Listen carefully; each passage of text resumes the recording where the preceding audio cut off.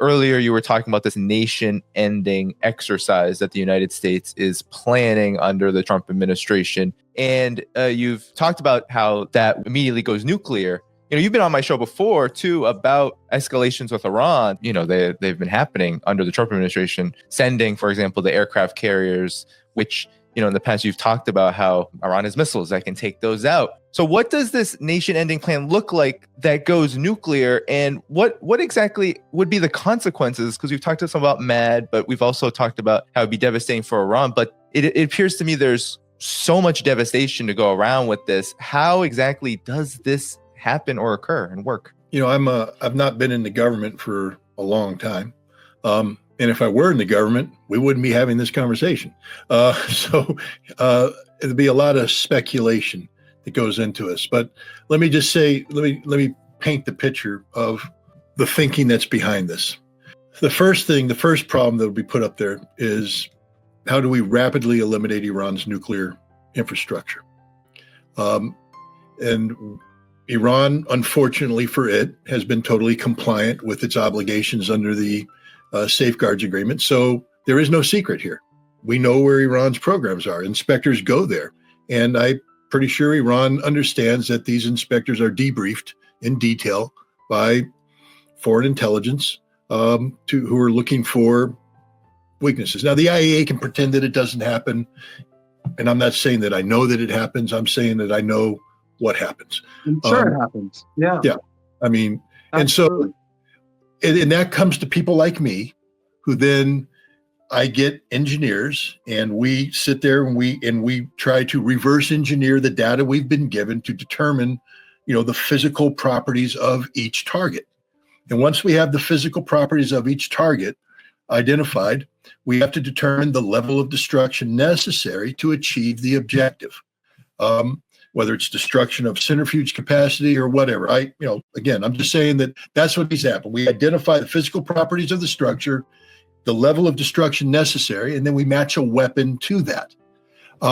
So each target will have, I've done this, each target has a workup sheet that says, this is the target, this is what needs to happen, this is the weapon. And then there's another one that allows battle damage assessment to say, this is what we're looking for to determine whether or not objectives have been met. So each target has this targeting package put together that then gets turned into a strike package. It gets sent to the operators, who are told what the location is, the weapon system, how time of flight, if there's any navigation ahead, all that gets programmed in. Boom.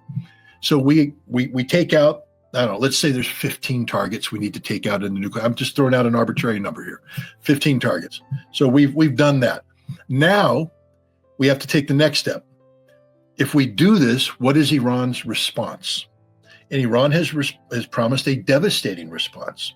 So we then say, what do we need to do to interdict, to the extent possible, Iran's ability to carry out this response? And so we go back to intelligence, and we know Iran has these underground cities. So we scour the intelligence to look at potential construction to find out where it is. We then, again, build up a model of the facility, what we think is going on inside the facility.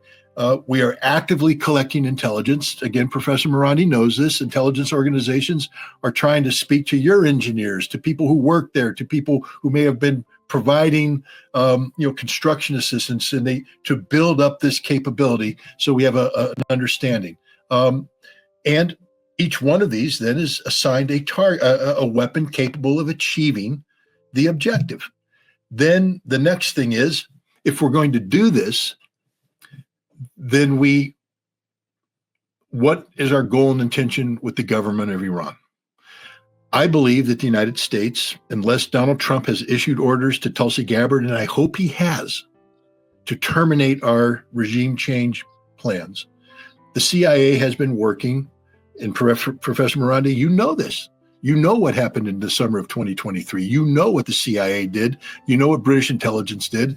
They are working with groups to bring down the theocracy, the government of the Islamic Republic. And so we have that. we know, I'll give you an example of the thinking. Desert Fox was the American attack on Iraq in December of 1998.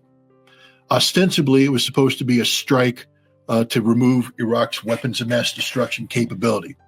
But a major component of the strikes were the suppression of Iraqi security and an intelligence effort to recruit Iraqi generals who would then, their facility would not be struck. Those soldiers would then march on Baghdad to remove Saddam Hussein. It was a regime change exercise. Everything we do is a regime change exercise. Everything we do. So I believe that if we were to strike Iran, it would become a regime change exercise, which means then we incorporate the targets that are involved with communications, security, government services, and the government itself, a decapitation exercise. This will be complicated by reality. But again, Professor Marandi, I'm not making this up. You know how Haniyeh was killed. And you know what tool was used, a drone that was not launched from outside of Iran, but a drone that was launched from inside Iran. There is capability embedded in Iran that is designed to achieve regime change. Haniyeh was killed on the day of the presidential inauguration. This was one of the most deeply insulting things that Israel has done. It's murder, but it's also meant to be an insult, but it's also meant to be a statement of capability and capacity. I'm not threatening Iran. I'm telling you my thinking. And my thinking is that if I were in charge of this campaign, I would initiate the campaign with drone-level strikes against Iranian leadership to take out as much of the leadership as possible, followed by an immediate attack on Iran's nuclear infrastructure and retaliatory capacity, and then sustained strikes against their communications and their leadership, all the while the CIA and their allies seek to rise the people up against the regime. That's what I mean by nation-ending exercise. This is purely hypothetical on my part, a lot of speculation, but it's based upon the fact that I've done this before against Iraq, and I'm familiar with the thinking that goes into these kinds of strikes. So now people say, oh, you're threatening Iran, you're trying to bully Iran, you're trying to scare Iran. No, you asked me a question. How do you get to that? I just laid it out to you. None of this is meant to be a threat. None of this is meant to be anything other than statements of fact based upon past experience applied to potential future objectives. That's what I meant by nation-ending exercise. I understand what Scott is saying, and that this is not meant to threaten Iranians.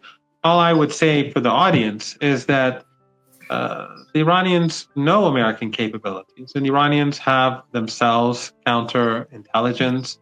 The Iranians feed the Americans false information.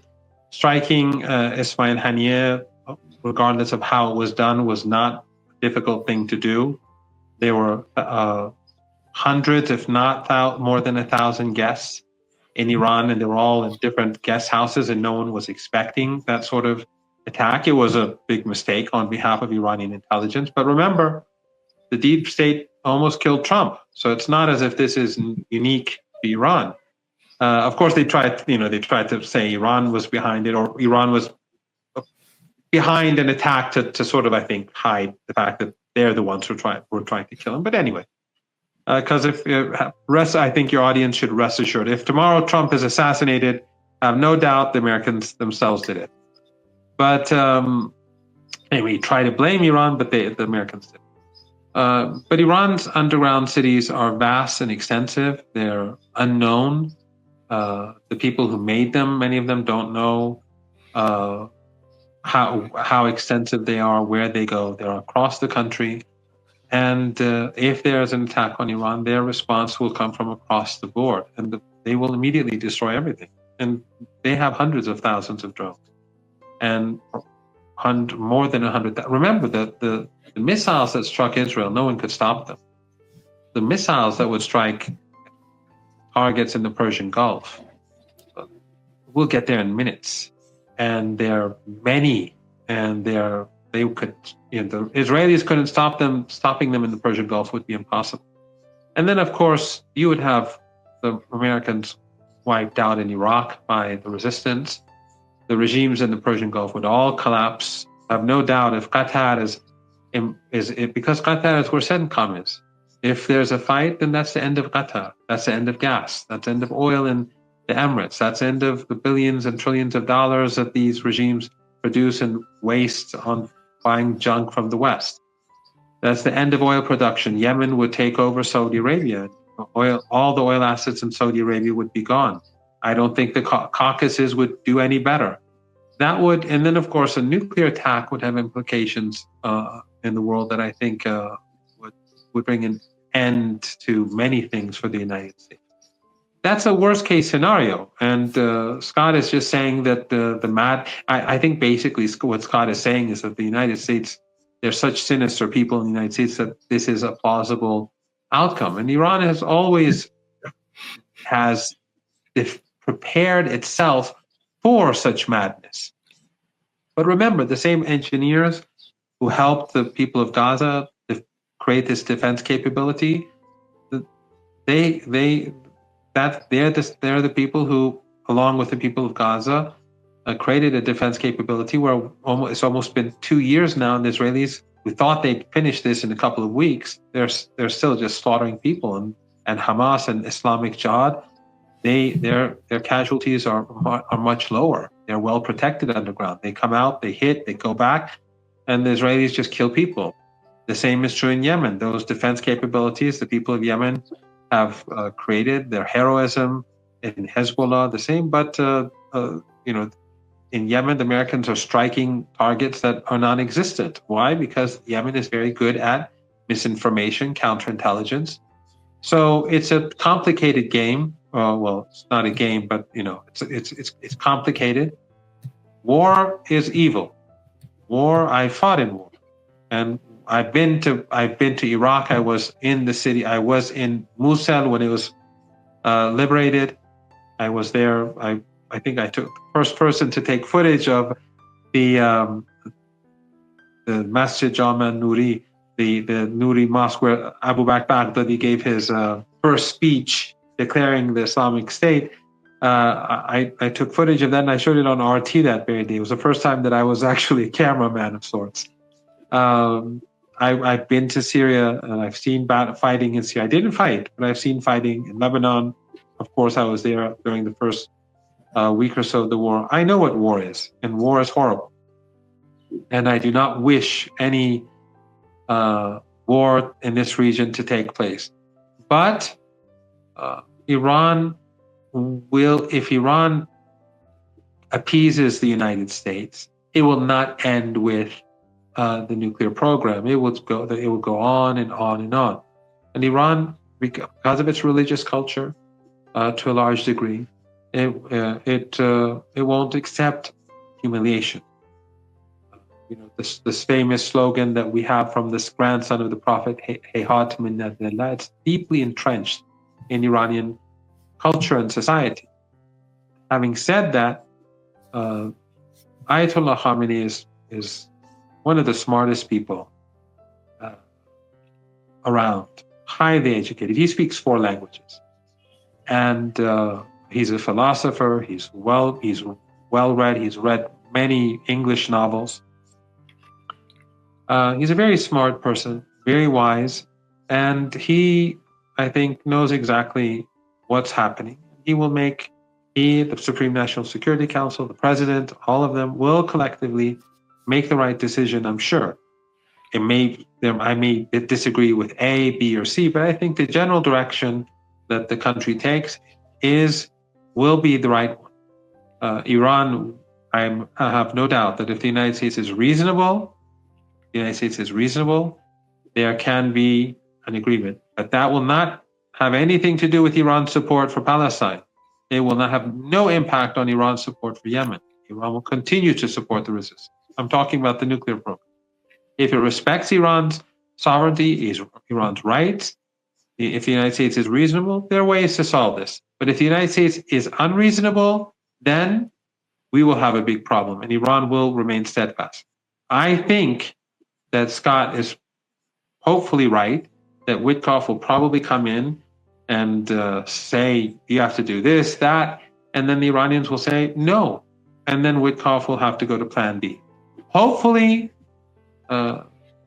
sane people in the United States, they will have the upper hand, but they're Zionists. The Zionists are not sane, they're not humane, and they are dangerous. So again, my final word is that all of us have to focus on the real enemy. And I mean all the viewers. And that is those who are carrying out genocide, those who are pushing the world towards destruction. I go to China a lot. I've been going to China for many years. The nonsense, the nonsense that they say about the people of China is, and I go to Russia quite often. The nonsense that they say about Russia and China is similar to what they say about Iran. China is a very advanced society. I've just been to Guangzhou a couple of weeks ago, and Chengdu as well. Very sophisticated people going out at night, families going out. They are human beings just like everyone else. And when Vance, the U.S. Vice President, calls them peasants and cringe, this sort of racism and disgusting racism, it shows that the problem is in the United States, because it's not just Iran, it's not just Russia, it's just everyone, the other. So we have to focus on countering this narrative, and people are waking up. We have to be optimistic. Look at the recent polls about the Israeli regime in the United States. Even the American people, now the majority of them disapprove. And this, I think, is a lot of credit due to those people who are active online in the United States, on the streets, especially young people. And the rest of the world, of course, is far more hostile towards the regime. So I am optimistic about the future, although there is danger ahead, and we must all work together to put pressure on those who are creating danger for the region and the world. One of the big takeaways from today's conversation, though, definitely, especially toward the end here, is that, we really are, as a planet, as humanity, we really are depending a lot on the rationality of emerging powers like Iran, like Russia, like China. I mean, look at what Russia is doing right now with the United States as the Ukraine conflict still continues, and there's the negotiations and the dancing. Iran, too, has, for so many years, through its rationality, has negotiated with the United States in good faith and met the commitments. And now we have a big challenge now where you have the United States under Trump, yes, but of course this has a long history of Iran being threatened, the aggression toward Iran building up, and as Scott, you alluded to, this very real threat of a catastrophic war. So the big debate that has emerged is, well, what does Iran do? What happens from here? And the big challenge is Iran has its sovereignty to protect, has its interests to protect, its self-determination to protect.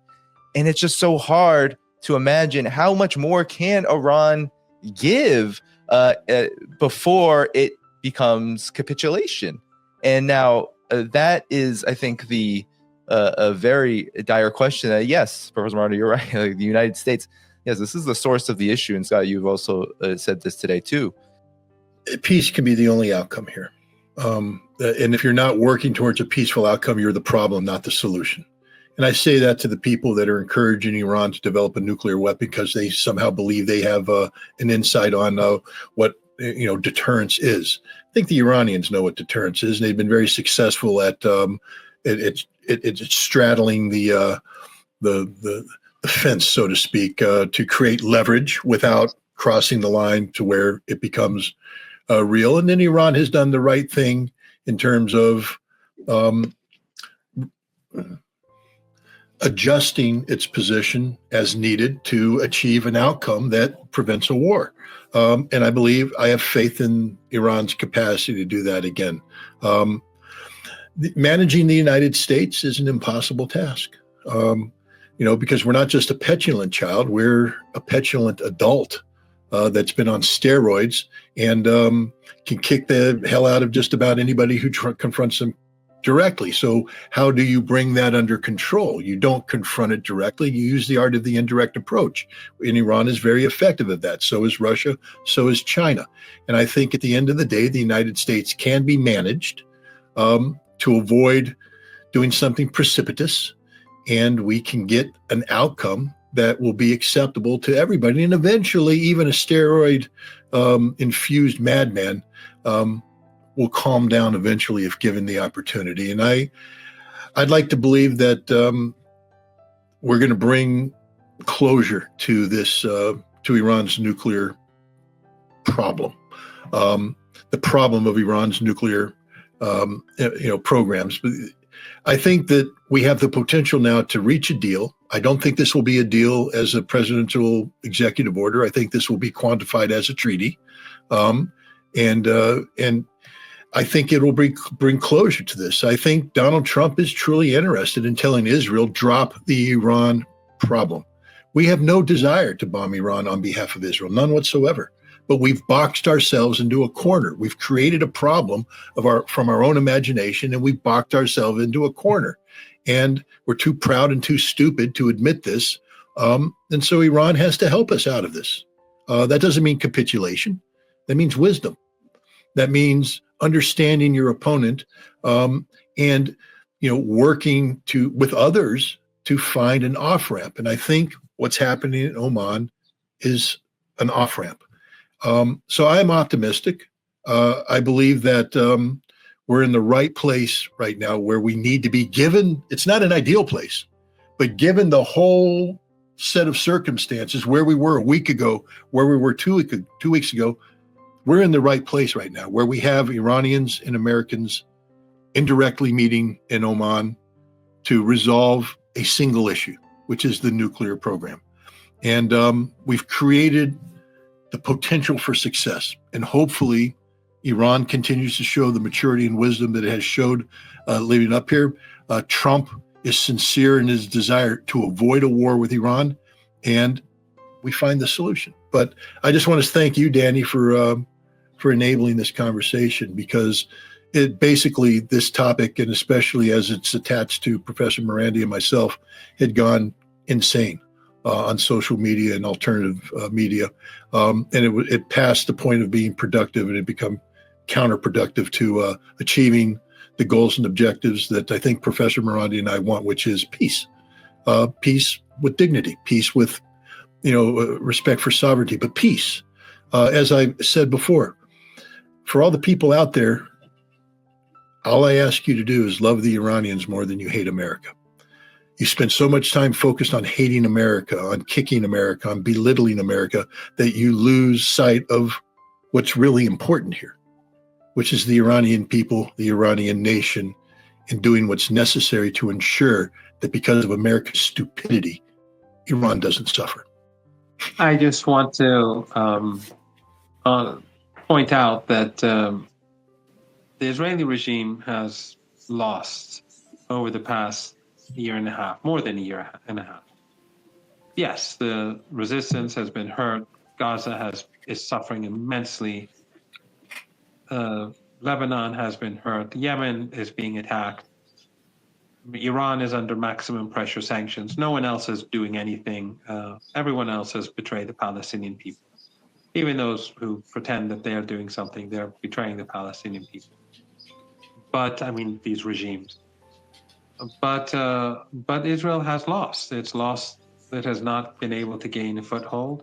The burden on the regime, economic, military, political burden, is huge. The divide inside the regime is unprecedented. But most importantly, the regime has been delegitimized in the eyes of the world. And the world sees it. China is a good example. As I said, I frequently travel to China. Before October the 7th, most Chinese were indifferent. And I could say that people were divided. Maybe some say even, let's say those who followed the issue, some of them even had some more supporters for Israel. There were more supporters for Israel than for the Palestinians, basically because of business and that sort of thing. But now, I think since over the last, I don't know, year and a half or so, I've been to China maybe 4 or 5 times, been to different cities. It's almost universal, the hatred and contempt. The same is true in Russia. I've been to Russia a few times since, and of course, my experience is anecdotal, but when I speak to colleagues, when I speak to people, the mood in Russia has changed. And the same is true everywhere. Even in India, I think it's, as these images come out, a lot of people are saying, well, the world in any case has turned against the regime. And we just have to keep pushing. And if we keep pushing, and if we keep people united across the region, across the world, expand this global resistance, I'm optimistic. It's not going to end today. It's not going to end next week. It's not going to end next month or next year. But I think the Israeli regime, it's in its dying phases. And on a final note, which is, let's say, a bit more humorous, if anyone has time, although everyone's exhausted if they're listening right now, I'm exhausted. They could go and watch my debate on Piers Morgan. You'll have a good laugh, and you'll see how irrational these pro-Israeli people are, and how Western media is so tightly controlled. You will not have debate anywhere, but when you do have debate, they'll design it in a way so that you can't get your message across, and so that Western narratives are preserved. So we therefore have to, I think your viewers should watch it whenever they have time for a good laugh, but also it just shows that we have to be more active. We have to be more active. It's very tiring for all of us, but imagine what the situation is like in Gaza or in Sana'a and elsewhere. So we have a duty to push hard, to be more active, and there is light at the end of the tunnel.